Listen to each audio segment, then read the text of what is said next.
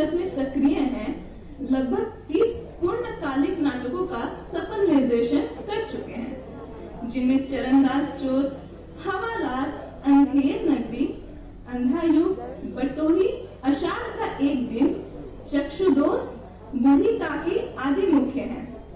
वर्ष 2015 में निर्देशन के क्षेत्र में इन्हें केंद्रीय संगीत नाट्य अकादमी नई दिल्ली द्वारा उस्ताद बिस्मिल्लाह खान युवा पुरस्कार व 2017 के लिए उत्तर प्रदेश संगीत नाटक अकादमी सम्मान से नवाजा जा चुका है। हिंदी साहित्य के महान कहानीकार मुंशी प्रेमचंद लिखित बूढ़ी काकी चर्चित कहानी है। प्रेमचंद अपनी कहानियों में समाज के चरित्र का ही चित्रण करते हैं। इस कहानी में भी उन्होंने समाज की ही एक काकी के बुढ़ापा का जीवन चित्रित किया है। इस कहानी में कई पात्र हैं। बूढ़ी काकी, रूपा, रूपा की प्यारी बेटी लाडली और बुद्धिराम मुख्य पात्र हैं। इसमें बूढ़ी काकी को वक्त के रूप में परिभाषित करने की कोशिश की गई है, क्योंकि समय कभी एक जैसा नहीं रहता है। जीवन में सुख और दुख आता जाता रहता है। इससे प्रकृति और मनुष्य कोई भी नहीं बच सका है। तो आइए आपके समक्ष प्रस्तुत है बूढ़ी काकी।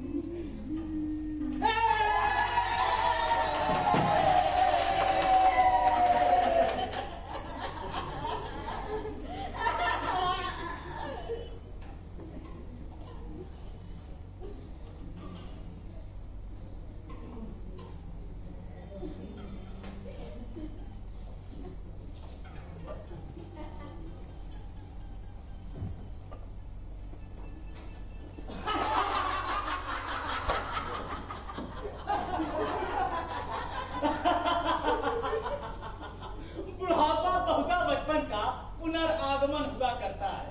बूढ़ी काकी में जिह्वा स्वाद के सिवा और कोई चेष्टा शेष न थी और न ही अपने कष्टों की ओर आकर्षित करने का रोने के अतिरिक्त कोई दूसरा सहारा भी। समस्त इंद्रियां, नेत्र, हाथ और पैर जवाब दे चुके थे। पृथ्वी पर पड़ी रहती और घर वाले जब कोई बात उनकी इच्छा के प्रतिकूल करते, भोजन का समय टल जाता या उसका परिमाण पूर्ण न होता अथवा बाजार से कोई वस्तु आती उसे न मिलती तो रोने लगती थी।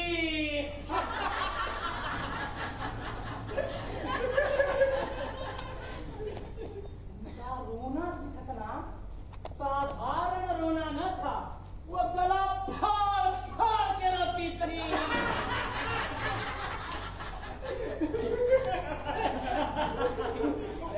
पतिदेव को स्वर्ग सिधारे कालांतर हो चुका था। बेटे तरुण होकर चल बसे थे। अब एक भतीजे के अलावा और कोई ना था। उसी भतीजे के नाम उन्होंने अपनी सारी संपत्ति लिख दी। भतीजे ने संपत्ति लिखाते समय खूब लंबे चौड़े वादे किए, किंतु वे सब वादे केवल उन्हीं टीकों के दलालों के दिखाए हुए सब जवाब थे।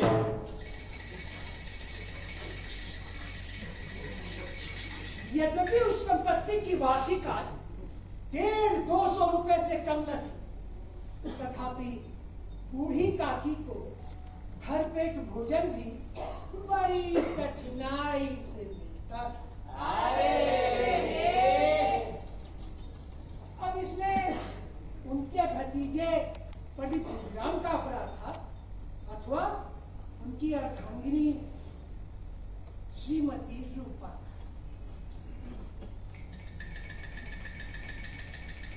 इसका निर्णय करना सहज नहीं। पंडित बुद्धिराम स्वभाव के सज्जन थे, किंतु उसी समय तक जब तक कि उनके दोष पर आए, रूपा स्वभाव से तीव्र थी सही, पर वो ईश्वर से डरती थी। अतएव बूढ़ी काकी को उसकी तीव्रता उतनी ना करती थी जितना बुद्धिराम की धर्महंसा। बुद्धिराम को कभी कभी अपने अत्याचार का खेद होता था। विचारते हैं, इसी संपत्ति के कारण इस समय मैं भला मानुष बना बैठा। यदि मौखिक आश्वासन और सूखी सहानुभूति से स्थिति में सुधार हो तो उन्हें कदाचित कोई आपत्ति न होती, परंतु विशेष व्यय का भय उनकी सुचेष्टा को दबाए रखता। यहाँ तक कि द्वार पर यदि कोई भला आदमी बैठा होता और बूढ़ी काकी उस समय अपना राग अलापने लगती तो वे आग हो जाते और घर में आकर उन्हें जोर से डांटते। लड़कों को बुढ़ों से स्वाभाविक विद्वेष होता ही है, परंतु माता पिता का ये रंग देखते तो बूढ़ी काकी को और सताया करते।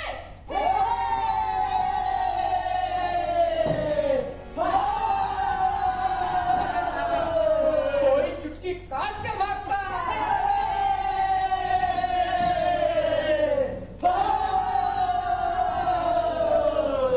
कोई पानी की कुली कर देता।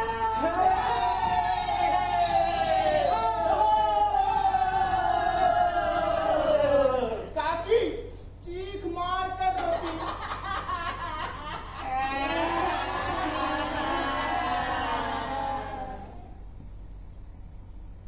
परंतु ये बात प्रसिद्ध थी कि वे केवल खाने के लिए ही रोती है, खाने के लिए ही रोती है, खाने के लिए ही रोती है।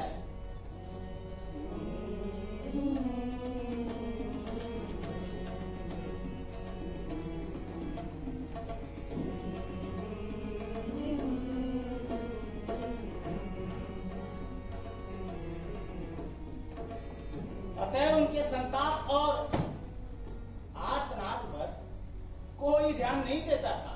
हाँ, काकी अगर क्रोधातुर होकर बच्चों को गालियां देने लगती तो रूपा घटनास्थल पर आ जाती।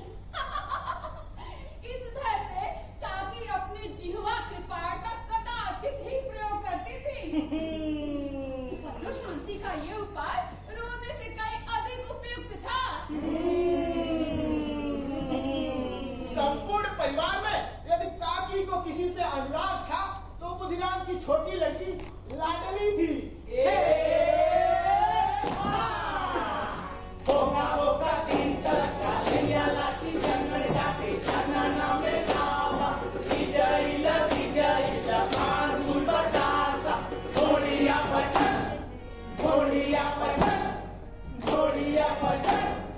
लाडली अपने दोनों भाइयों के भय से अपने हिस्से की मिठाई चमैना पूरी काकी के पास बैठ के खाया करती थी। यही उसका रक्षागार था।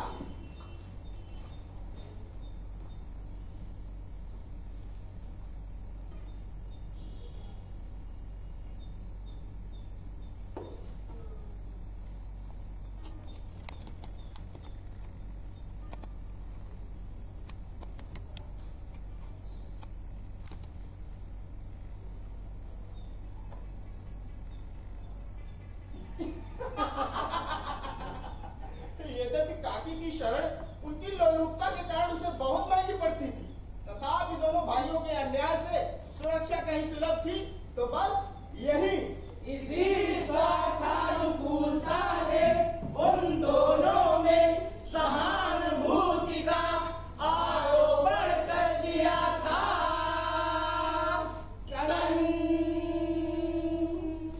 रात का समय था। बुधिराम के द्वार पर शहनाई बज रही थी और गांव के बच्चों का झुंड विस्मयपूर्ण नेत्रों से गाने का रसा सदल कर रहा था। नदिया मारे ताना, नदिया मारे ताना, नदिया मारे ताना, नदिया मारे ताना। सास गोलियां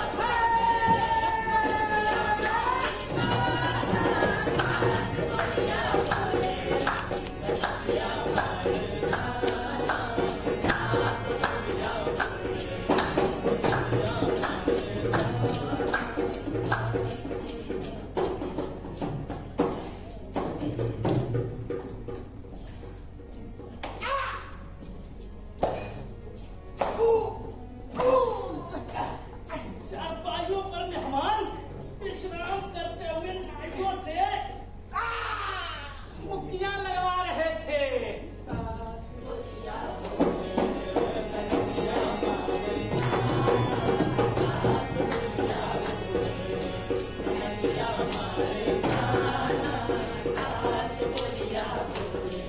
सभी खड़ा था, बिरदावली सुना रहा और कुछ भावक के मेहमानों की वाह पर ऐसा खुश हो रहा था मानो इस बाबा का यदार्थ में वही अधिकारी है।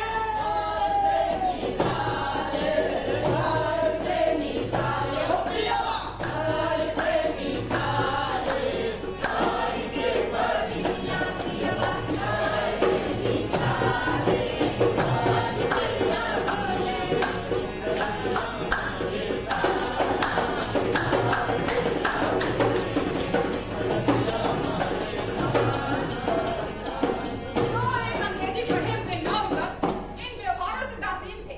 वे इस गवार मंडली में बोलना अथवा सम्मिलित होना अपनी प्रतिष्ठा के प्रतिकूल समझते थे। आज बुधिराम के बड़े लड़के मुखराम का तिलक आया है। ये उसी का उत्सव है। घर के भीतर स्त्रियां गा रही थी और रूपा मेहमानों के लिए भोजन में व्यस्त थी। हड्डियों पर कड़ाह चढ़ रहे थे। एक में पूरियां कचौरियां निकल रही थी और दूसरे में अन्य पकवान बनते थे। एक बड़ी हंडी में मसालेदार तरकारी पक रही थी। घी और मसालों की क्षुधावर्धक सुगंध चारों ओर फैली हुई थी। बूढ़ी काकी अपनी कोठरी में शोकमय विचार की भांति बैठी हुई। ये स्वाद मिश्रित सुगंध उन्हें रह रहकर बेचैन कर रही थी। वे मन ही मन विचार कर रही थी, संभवतः मुझे पूड़ियां न मिलेंगी। इतनी देर हो गई, कोई भोजन लेकर नहीं आया। लगता है सब लोग खा पी कर सो गए। मेरे लिए कुछ न बचा। ये विचार कर उन्हें रोना आया, परंतु अपशकुन के भय से रो न सकी। कैसी सुगंध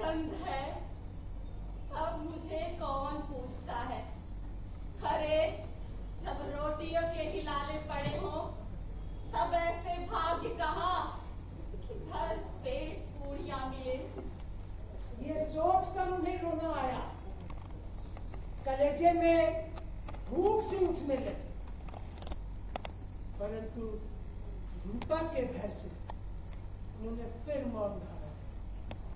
काफी देर तक यही दुखदायक विचारों में डूबी रही। घी और मसालों की सुगंध रह रहकर मन को आपे से बाहर किए देती थी। मुंह में पानी भर भर आता था। पूड़ियों का स्वाद स्मरण करके हृदय में गुदगुदी होने लगती थी। किसे पुकारूं? आज लाडली बेटी भी नहीं आई। दोनों छोकरे सदा दिख दिया करते हैं। आज उनका भी कहीं पता नहीं। कुछ मालूम तो होता कि क्या बन रहा है। बूढ़ी काकी की कल्पना में पूड़ियों की तस्वीर नाचने लगी।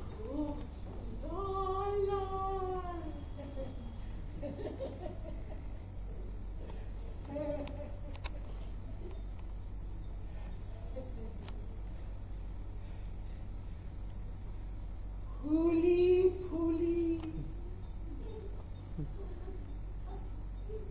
नरम नरम होंगी।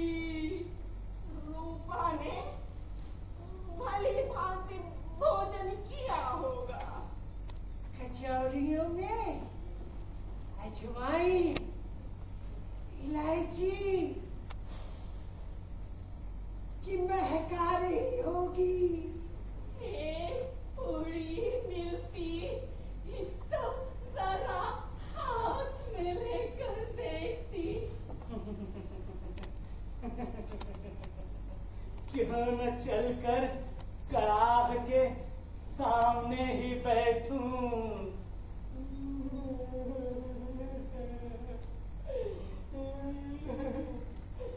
पूड़ियाँ छन छन कर तैयार होंगी।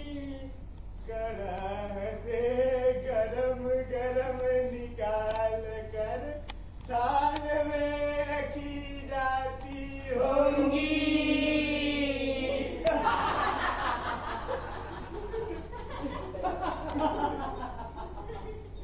फूल हम घर में भी सूंघ सकते हैं, परंतु वाटिका में कुछ और बात होती है।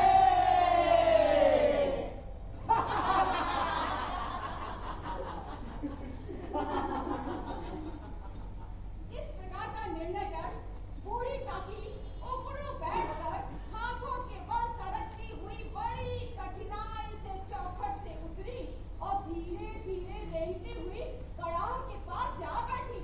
यहाँ आने पर उन्हें उतना ही धैर्य हुआ जितना एक भूखे कुत्ते को खाने वाले के सम्मुख बैठने में होता है। रूपा उस समय कार्यभार से उद्विग्न हो रही थी। कभी इस कोठे में जाती तो कभी उस कोठे में, कभी कड़ाह के पास जाती तो कभी भंडार में। किसी ने बाहर से आकर कहा तो महाराज ठंडाई मांग रहे हैं। इतने में फिर किसी ने आकर कहा भाट आया है, उसे कुछ दे दो। अब भाट के लिए सीधा निकाल रही थी कि तीसरे व्यक्ति ने जाकर पूछा, अरे अभी भोजन बनने में कितना विलंब है? जरा ढोल मजीरा उतार दो। बेचारी अकेली स्त्री दौड़ते दौड़ते व्याकुल हो रही थी, झुंझलाती थी, उमड़ती थी, परंतु क्रोध प्रकट करने का अवसर न पाती। भय होता कहीं पड़ोसिनी ये न कहने लगे कि इतने में बल पड़ी। प्यास से स्वयं कंठ सूख रहा था। गर्मी के मारे फूके जाती थी, पर इतना भी अवकाश न था कि जरा से लेकर पानी पी ले अथवा पंखा चले। ये भी खटका था कि जरा सी आंख खड़ी और चीजों की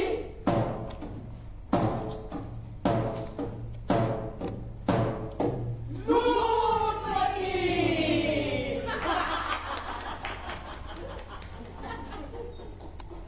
इस अवस्था में उसने बूढ़ी काकी को कड़ाह के पास बैठे देखा तो जल गई।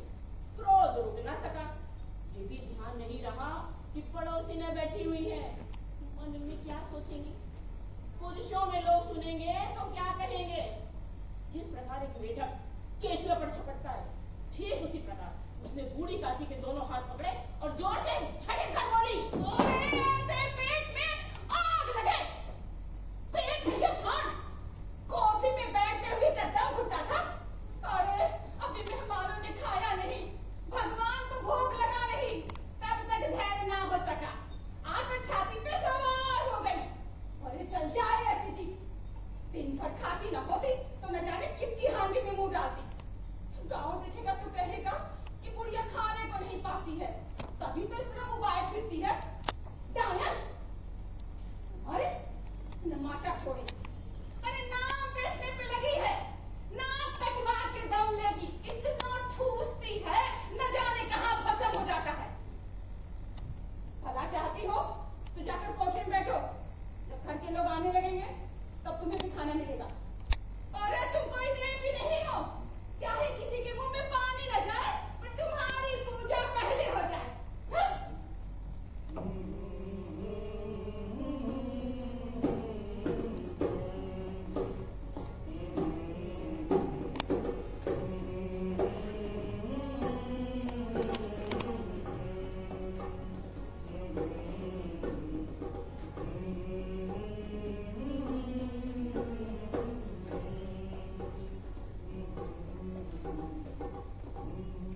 बूढ़ी काकी ने सिर उठाया, न रोई न बोली।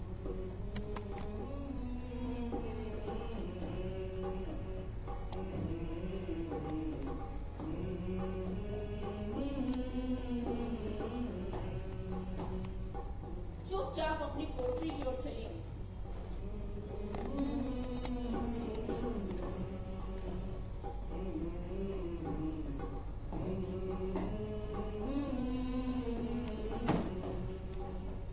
आवाज ऐसी कठोर थी कि हृदय और मस्तिष्क की संपूर्ण शक्तियां, संपूर्ण विचार और संपूर्ण भार उसी ओर आकर्षित हो गए थे।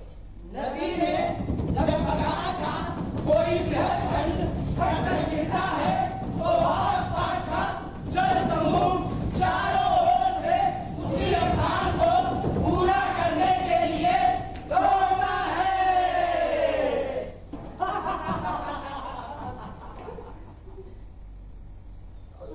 भोजन तैयार हो गया है।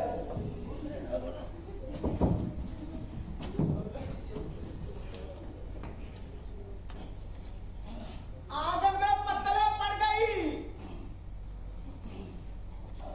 मेहमान आने लगे। स्त्रियों ने यौनार गीत गाना आरंभ कर दिया। बिछी डोल गई, तो बिछी डोल गई, सारे आंगनवा में बिछी डोल गई। बिछी डोल गई सारे आंगनवा में बिछी डोल गई। वो बिछी डोल गई, सारे आंगनवा में बिछी डोल गई। बिछी डोल गई सारे आंगनवा में बिछी डोल गई। गेहूं के मरल से अगले बगले, अगले बगले हो अगले बगले। गेहूं के मरल से अगले बगले, अगले बगले हो अगले बगले। होंगे बहिला के मरल पजरिए में बिछी डोल गई। बिछी डोल गई सारे आंगनवा में बिछी डोल गई। गेहूं के मरल से ऊपर नीचे, ऊपर नीचे हो ऊपर नीचे। गेहूं के मरल से ऊपर नीचे, ऊपर नीचे हो ऊपर नीचे। होंगे फुआ के ओम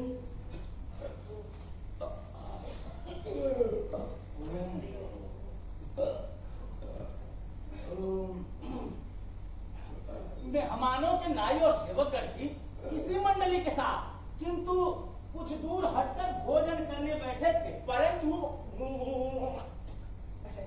सभ्यतानुसार जब तक सब के सब खा न ले कोई उठ नहीं सकता था।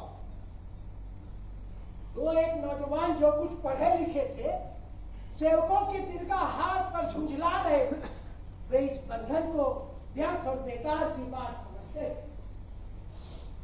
बूढ़ी काकी अपनी कोठरी में बैठकर पश्चाताप कर रही थी कि मैं कहां से कहां आ गई।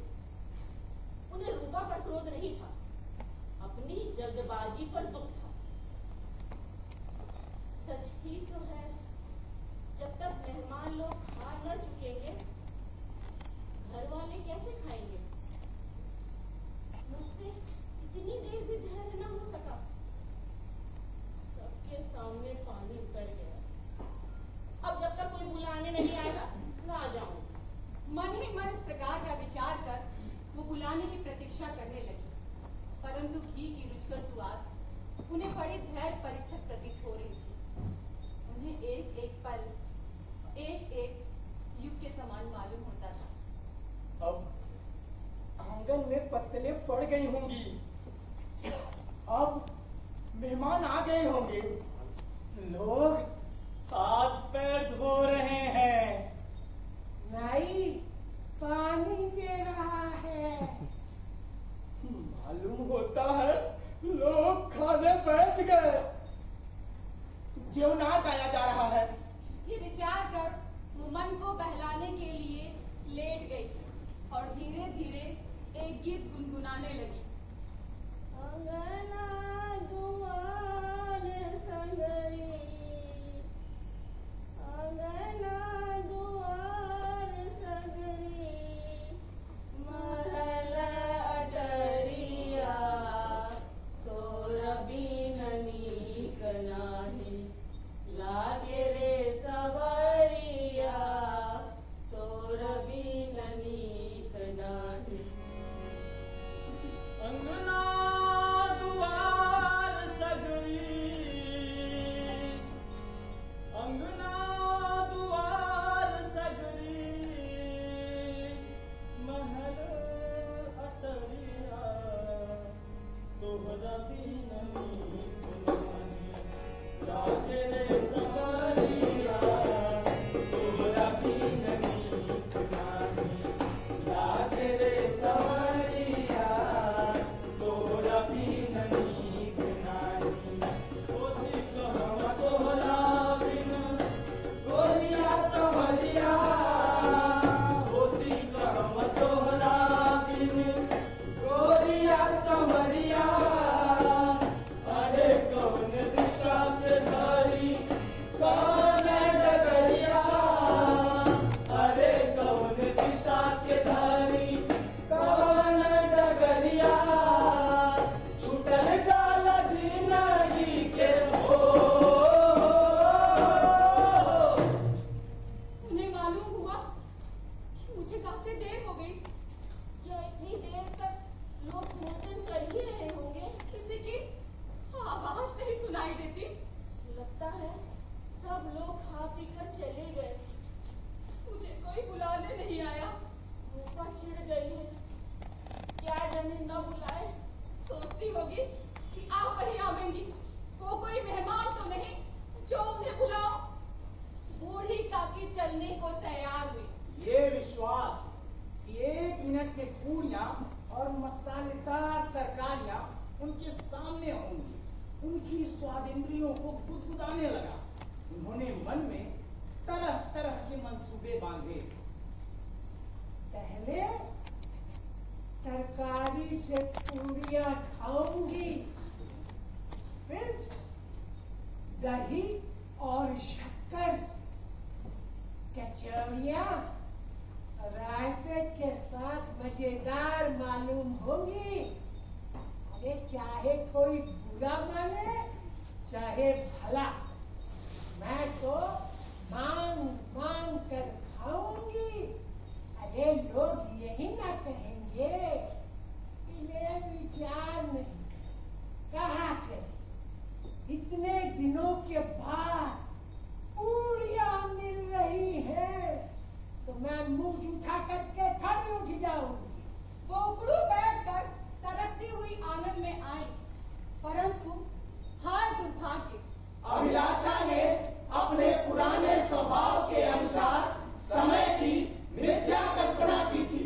तो मेहमान मंडली अभी बैठी हुई थी, कोई खाकर उंगलियां चाटता था, कोई तिरछे नेत्रों से देखता था कि और लोग अभी खा रहे हैं या नहीं? कोई इस चिंता में था कि पत्तलों पर पूरियां छुटी जाती हैं, किसी तरह से उन्हें भीतर रखे। कि कोई दही खाकर, परंतु दूसरा दोना मन से संकोच करता था कि इतने में बूढ़ी काकी रेंगती हुई उनके बीच में आ पहुंची। कई आदमी देखकर खड़े हुए पुकारने लगे, अरे ये बुढ़िया कौन है? अरे यहाँ कहाँ से आ गई? देखो किसी को छू ना दे। पंडित बुद्धिराम काकी को देखते ही क्रोध से तिलमिला गए। पूरियों का थाल लिए खड़े थे, थाल को जमीन पर। और जिस प्रकार एक निर्दयी महाजन अपने किसी भगोड़े कर्जदार को देखकर उसका टेटुआ पकड़ लेता है, उसी तरह लपक कर उन्होंने बूढ़ी काकी के दोनों हाथ पकड़े और घसीटते हुए ले जाकर अंधेरी कोठरी में धाम से पटक दिया। आशा रूपी वाटिका लू के एक झोंके में विनष्ट हो गई।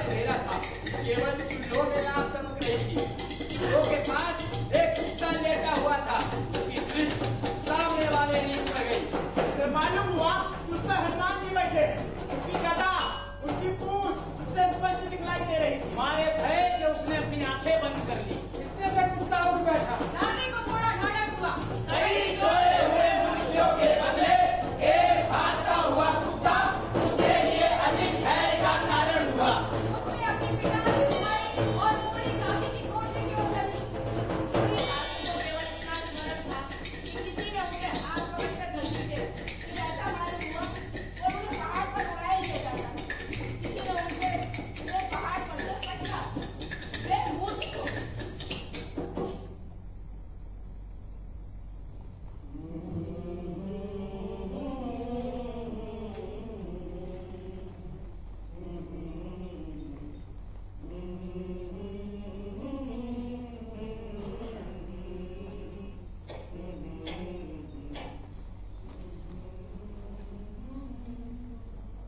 जब वे सचेत हुई तो किसी की जरा भी आहट न मिलती थी। समझी कि सब लोग खा पीकर सो गए और उनके साथ मेरी तकदीर भी सो गई। भूख चीज क्या मत पूछो करम, भूख चीज क्या मत पूछो करम, ये रुलाती तड़पाती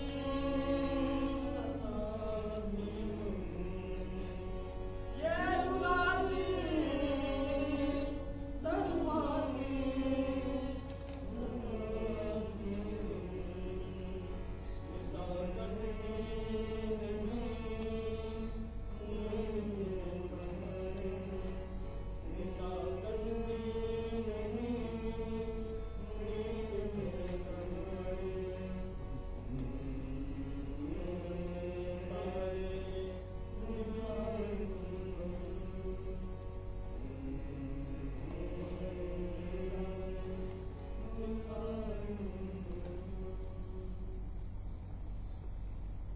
रात कैसे कटेगी?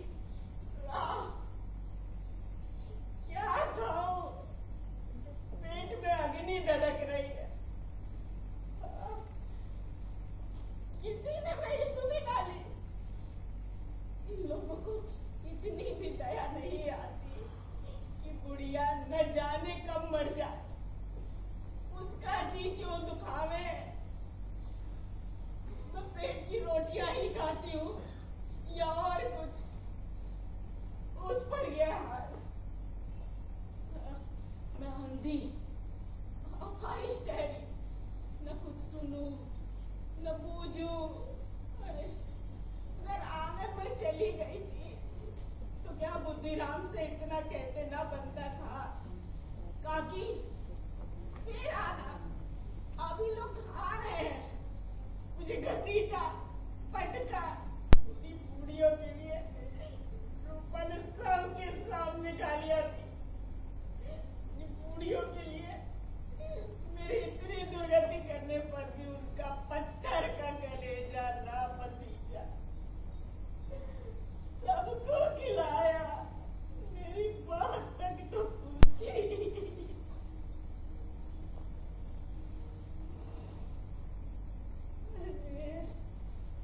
जब दवाई न दी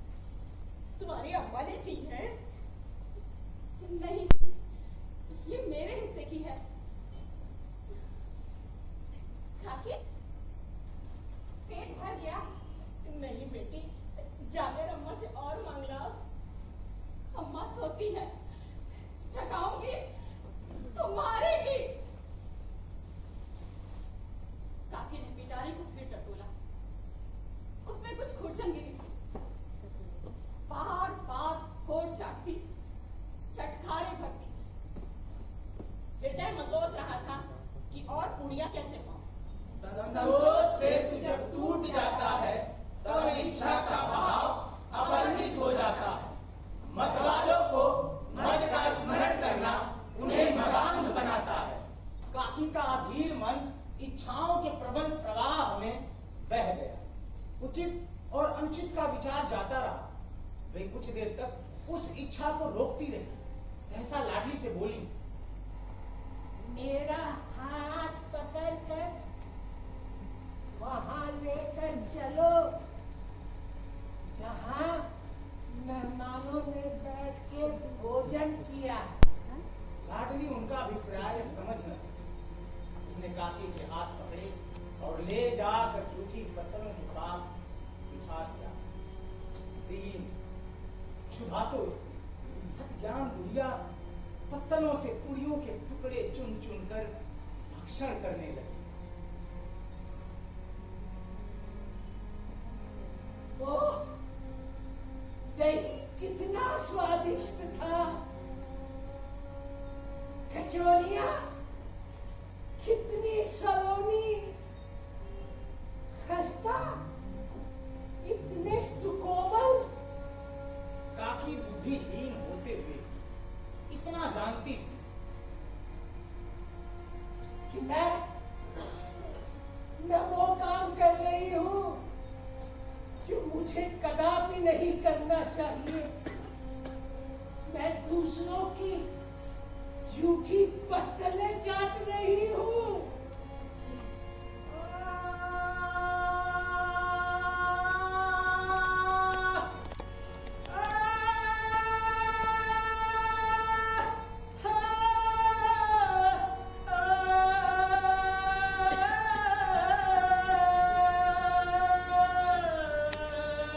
परंतु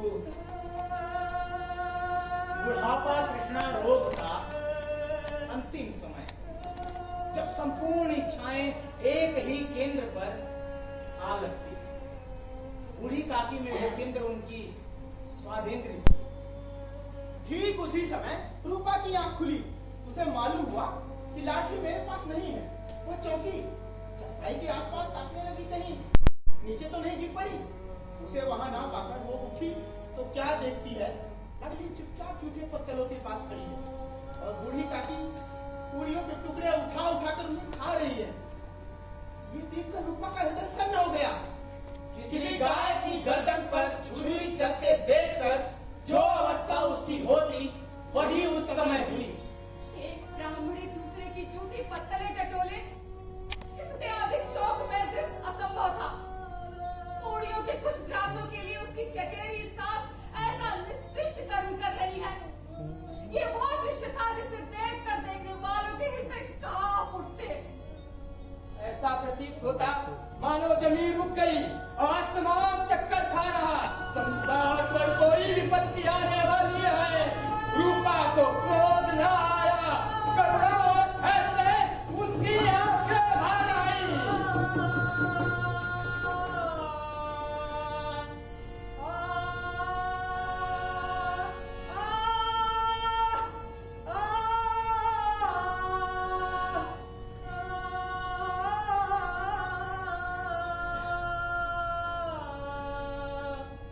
इस साधर्म का भागी कौन है?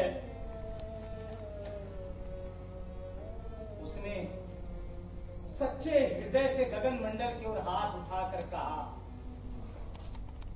परमात्मा, मेरे बच्चों पर दया करो। मुझे इस अपराध का दंड मत दो, नहीं तो मेरा सत्यानाश हो जाएगा।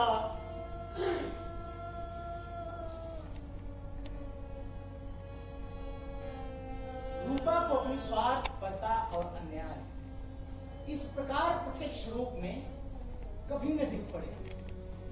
वो सोचने लगी, कितने निर्दय हूं मैं। उसकी संपत्ति से मुझे 200 रुपया आय हो रही है, उसकी ये दुर्गति और मेरे कारण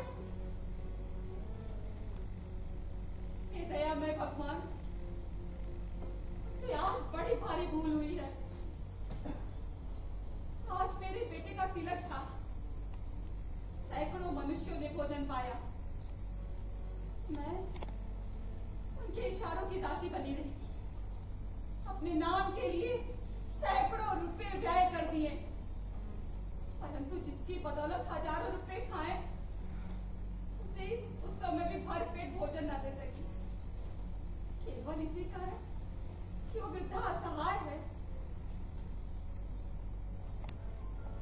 रूपा ने दिया जलाया।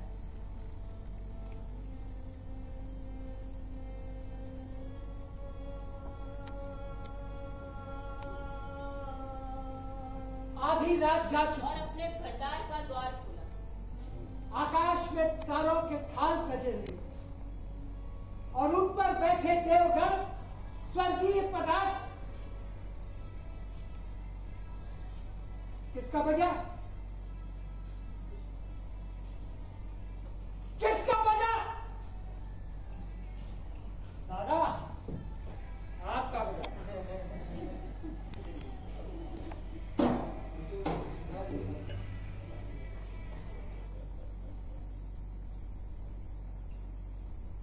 अब बोलो। বুড়ো হয়ে গেছে। পরিষ্কার করে দে। আহা, আমি ব্যবস্থা করব। এবার রাখো সোচু, লাগাও।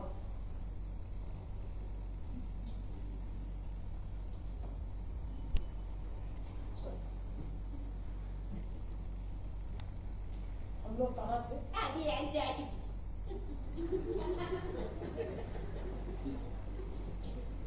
आधी रात जा चुकी, आकाश में तारों के थाल सजे हुए थे और उन पर बैठे देवगण स्वर्गीय पदार्थ सजा रहे, परंतु उनमें से किसी को भी वो परमानंद प्राप्त नहीं हो सकता था जो बूढ़ी काकी को अपने सम्मुख थाल देख करके। रूपा ने कंठा रुद्ध स्वर में कहा, काकी, भोजन कर लो, मुझसे आज बड़ी भारी भूल हुई है, उसका बुरा ना मानना। परमात्मा से प्रार्थना कर दो कि वो मेरा अपराध क्षमा कर दे। भोले भोले बच्चों की भांति जो मिठाइयाँ पाकर मार और तिरस्कार सब भूल जाता है, बूढ़ी काकी वैसे ही सब भुलाकर बैठी हुई खाना खा रही थी। उनके एक एक रोए से सच्ची सदिच्छाएं निकल रही थी और रूपा बैठी स्वर्गीय दृश्य का आनंद लेने में निमग्न थी। मन की तरंग मार लो, बस हो गया भजन। मन की तरंग मार लो, बस हो गया भजन।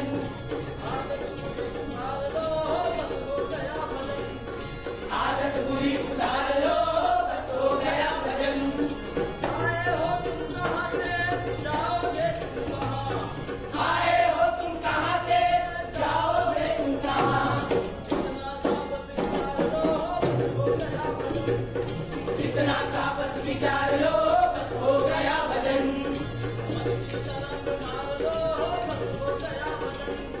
मन की तरंग मार लो, बस हो गया भजन।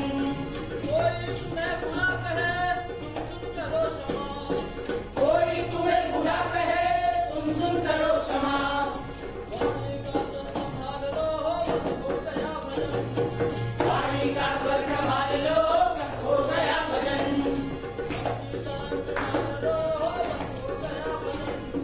मन की तरंग मार लो, बस हो गया भजन।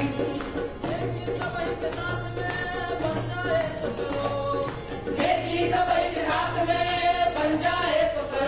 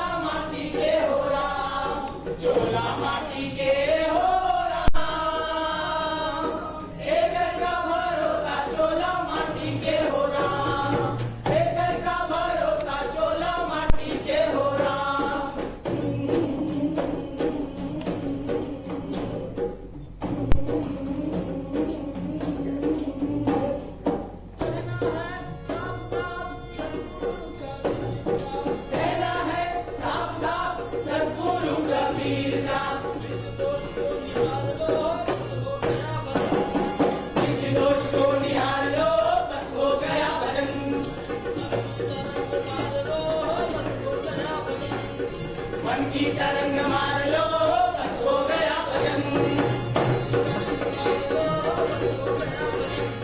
मन की तरंग मार लो बस हो गया भजन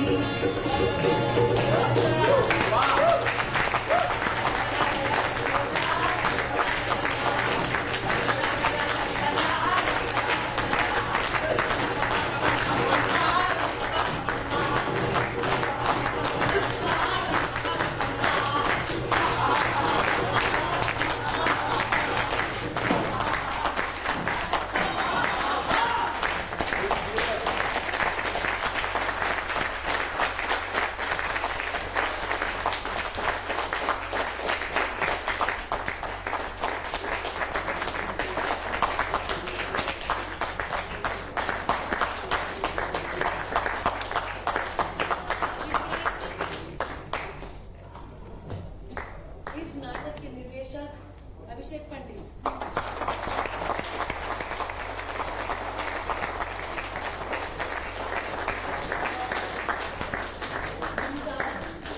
पंडित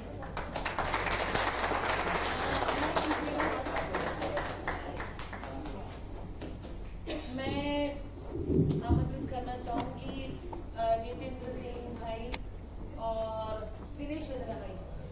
दिनेश वेदना हमारे कलकत्ता में गुजराती रंगमंच के बहुत ही प्रख्यात रंगकर्मी और जितेंद्र सिंह हमारे हिंदी रंगमंच के। और यहाँ पर आज तृप्ति मिश्रा दीप जी मौजूद है। आप मंच पर आए तृप्ति जी। और सबसे जी दिनेश भाई को देखिए ना।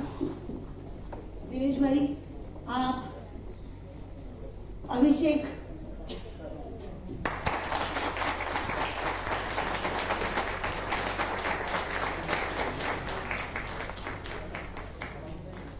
अभिषेक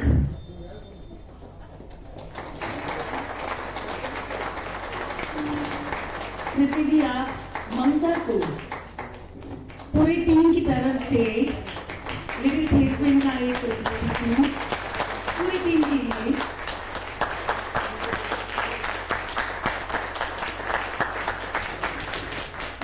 अभिषेक मैं क्या बोलूं। सबसे पहले तो कोलकाता को नमस्कार प्रणाम। मेरी जन्मभूमि है। मैं यहाँ जब उमा जी का फोन आया था कि आप शो लेकर आइए तो मैंने कहा चलो बहुत 32 साल बाद मैं आया हूँ कोलकाता। और हामी वांगाली ये हमारी टीम है। हम लोग यहाँ थिएटर करते हैं। वहाँ पे मतलब 100 साल से रंगमंच होता है और वो रंगमंच अभी तक देश में जाना नहीं जा रहा था। पिछले 10-15 साल से हम लोग कोशिश कर रहे हैं तो कलकत्ते तक पहुंचे हैं। मैं वो अभिनंदन है तबला रिदम बजा रहे थे। ये डॉक्टर अलकापुर जी हैं, गृहिणी है क्योंकि महिला बात नहीं मिलती, दिक्कत होती है तो हमारी दोस्त हैं तो हमारा साथ देती हैं। उनका कश्यप है संदीप कुमार,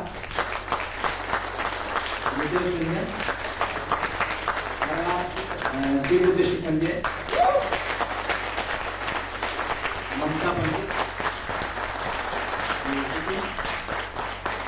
इस नाटक के संगीत था शशिकांत कुमार। और आप हैं अभिषेक पंडित।